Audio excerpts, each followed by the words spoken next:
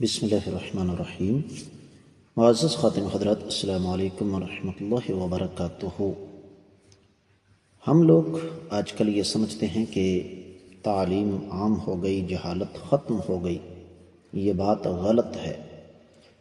جہالت اپنی تمام تر تباہ کاریوں سمیت اپنے نئے روپ کے اندر آج بھی موجود ہے، اور اس کا سب سے بڑا ثبوت دنیا کا قدیم ترین اور قبیح ترین پیشہ خواتین کو جسم فروشی پر مجبور کرنا آج بھی اسی طرح چل رہا ہے جس طرح زمانہ جاہلیت میں چلتا تھا۔ رب کائنات نے اپنی پاکیزہ کتاب میں دیگر قبیح کاموں کی طرح اسے بھی حرام قرار دیا۔ اسی پر آج ہم بات کریں گے قرآن مجید کی روشنی میں، لیکن معمول کے مطابق سب سے پہلے آیت مبارکہ کے اس حصے کی تلاوت جس میں رب کائنات نے اس قبیح کام کو حرام قرار دیا۔ اعوذ باللہ السمیع العلیم من الشیطان الرجیم۔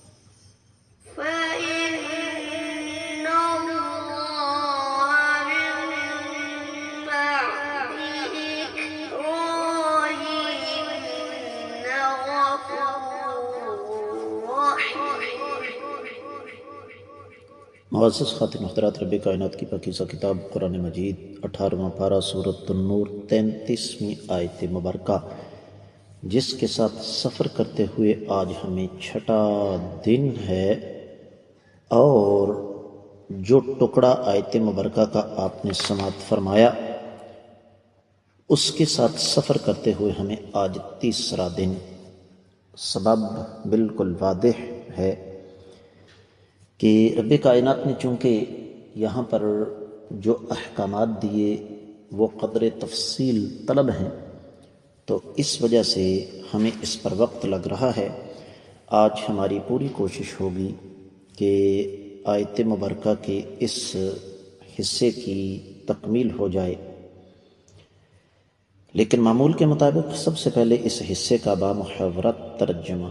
رب کائنات ارشاد فرماتے ہیں کہ تمہاری وہ لونڈیاں جو پاک دامن رہنا چاہتی ہیں، انہیں دنیا کے فائدے کے لیے بدکاری پر مجبور نہ کرو، اور جو انہیں مجبور کرے تو اللہ تعالیٰ ان پر جبر کے بعد بخشنے والے مہربان ہیں۔ معزز خواتین و حضرات، یہاں پر اہل علم نے ایک بڑی قیمتی بات کی ہے. ہم نے اس سے پہلے پڑھا کہ اس قبیح پیشے کی سرپرستی کرنے والا بدبخت عبداللہ بن ابی بن سلول تھا. اس کی 6 لونڈیاں تھیں جن کو یہ مجبور کرتا تھا. ان میں سے 3 اسلام لے آئیں جن کے نام معاذہ، مسیکہ اور امیمہ تھا. ان سب نے آ کر آقا علیہ صلی اللہ علیہ وسلم سے یہ شکایت کی تو رب کائنات نے پھر یہ آیت مبارکہ نازل فرما دی. باقی جو 3 تھیں وہ امرہ، اروا اور قتیلہ تھیں. اور عبداللہ بن ابی ان کو مجبور کرتا تھا. مزید تفصیلات کے لیے تفسیر الدر المنصور کا مطالعہ کرنا زیادہ مناسب رہے گا. امام نشاپوری نے اسباب النزول میں بھی اس پر بڑی تفصیل سے روشنی ڈالی ہے. اب اس ظالم نے مہمانوں کے لیے معاہدہ کو رکھا ہوا تھا،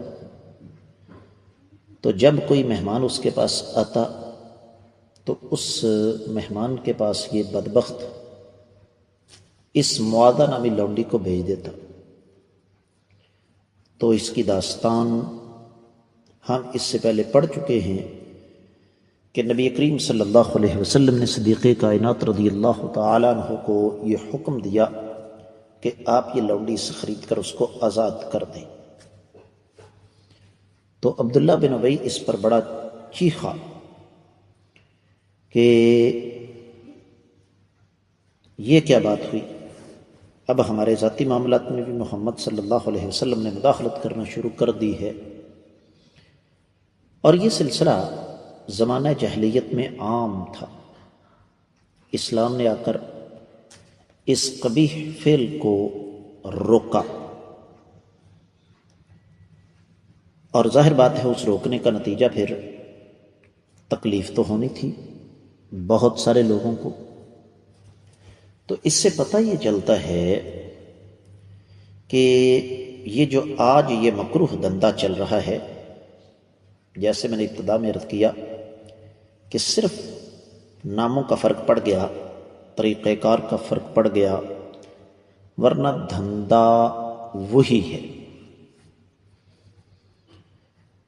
اور اسی حوالے سے پھر ایک اور بات تفسیر طبری، مصنف عبد الرزاق وغیرہ میں لکھی ہوئی ہے کہ قریش کا ایک آدمی وہ قیدی بن گیا بدر کے موقع پر، اور یہ قیدی معاذہ نامی لونڈی پر فریفتہ تھا، لیکن یہ لونڈی اس کی شکل بھی دیکھنا نہیں چاہتی تھی کیونکہ وہ مسلمان ہو چکی تھی. تو عبداللہ بن ابی باقاعدہ اس لونڈی پر تشدد کرتا تھا. اور اس دور میں یہ بہت بڑی قیمت چکانا پڑتی تھی کسی لونڈی کے ساتھ بدکاری کرنے کی. یہ لونڈیوں کی جسمانی ساخت، ان کی عمر اور ان کے حسن پر اس کا دار و مدار تھا.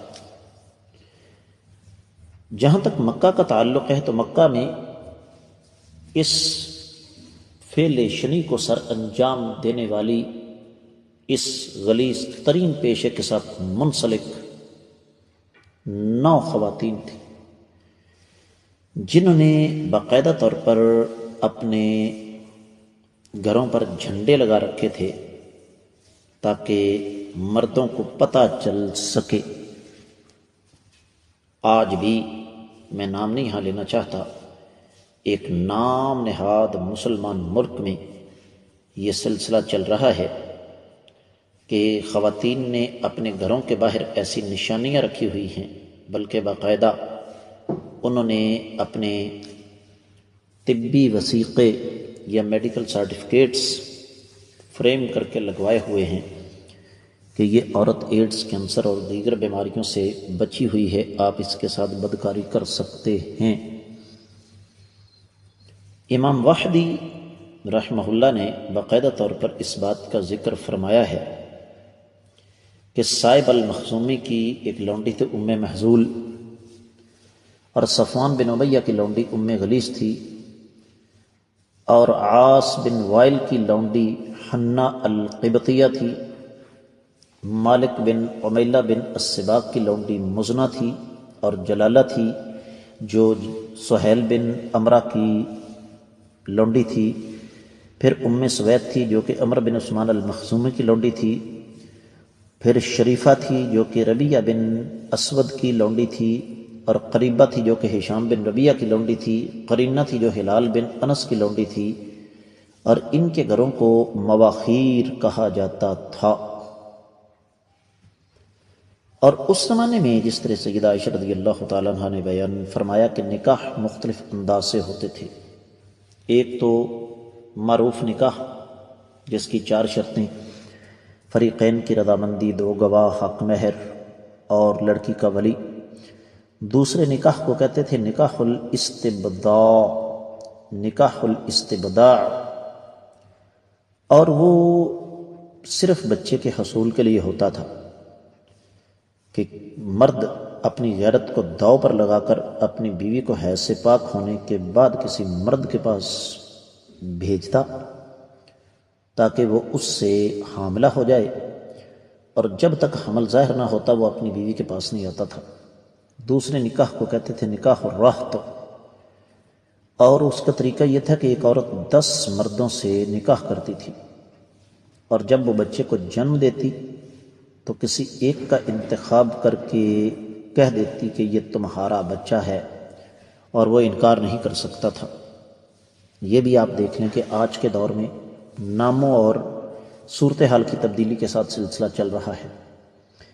چوتھی قسم تھی نکاح البغایا، اور وہ یہی طریقہ تھا کہ خواتین اپنے گھروں پر جھنڈے نصب کر دیا کرتی تھیں، تو جو شخص بدکاری کرنا چاہتا ان کے پاس جاتا، تو پھر جب وہ کسی بچے کو جنم دیتی تو وہ پھر ایک فن کے ماہر آدمی کو لے کر آتے جو کہ بچے کی شکل وغیرہ دیکھ کر کہہ دیتے کہ یہ فلاں کا بیٹا ہے۔ تو کائنات کے امام صلی اللہ علیہ وسلم کو جب اللہ تعالیٰ نے نبوت عطا فرمائی تو پھر یہ سارے کے سارے سلسلے ختم ہو گئے۔ اللہ کے رسول صلی اللہ علیہ وسلم پر جو شریعت نازل ہوئی اس نے ان تمام سلسلوں کو ختم کر دیا۔ آپ اس سے پہلے احادیث مبارکہ سن چکے ہیں کہ مہر البغی یہ حرام ہے۔ پھر معزز خواتین حضرات، آپ کو یہ سن کر حیرت ہوگی کہ صرف یہ قرآن کا حکم نہیں بلکہ یہ باقاعدہ تورات میں سفر تکوین میں جو 38واں باب ہے اس میں اس بات کی وضاحت موجود ہے، یہودیوں کے ہاں بھی، کہ اس میں پوری تفصیل آ جاتی ہے اس بات کی کہ ان کے ہاں یہ سلسلہ تھا جسے ان کی شریعت نے منع کر دیا۔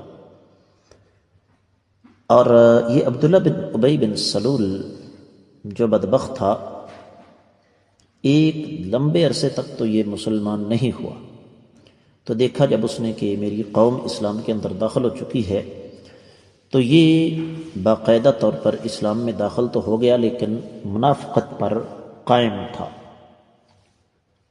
اور جب یہ ہجرت کے دوسرے سال غزوہ بدر کے بعد رب کائنات نے مسلمانوں کو شان و شوکت عطا فرمانا شروع کی تو پھر اس کے پیٹ میں مروڑ اٹھنے لگے، اور یہ بات طے شدہ ہے کہ اسلام نے زنا کو ہر حال میں کسی بھی شکل میں اس کی تمام صورتوں سمیت حرام قرار دیا ہے۔ سورۃ النور اس بات کی گواہ ہے۔ اب اس حوالے سے نہ چاہتے ہوئے بھی کچھ امور میں بیان نہیں کر سکا، اللہ نے چاہا تو ان کی تفصیلات آنے والے سبق میں آئیں گی۔ ان الفاظ کے ساتھ ہی آج کے سبق سے اجازت دیجیے۔ السلام علیکم ورحمۃ اللہ وبرکاتہ۔